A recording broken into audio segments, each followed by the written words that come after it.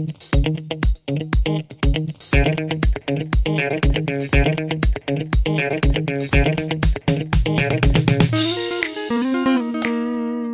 guys and welcome back. It's another beautiful day here out in the wild, 10 minutes away from civilization. I hope you're doing as greatly as I am. I don't know if that's a grammatically correct sentence. I don't care very much. I hope you don't neither. I should look up some grammar.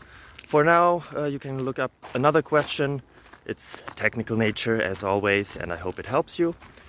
If it does, feel free to leave a like, a comment, subscribe, ring the bell to get notified about every and each other video we do and upload. It would help me a lot. Have a nice day. Bye bye.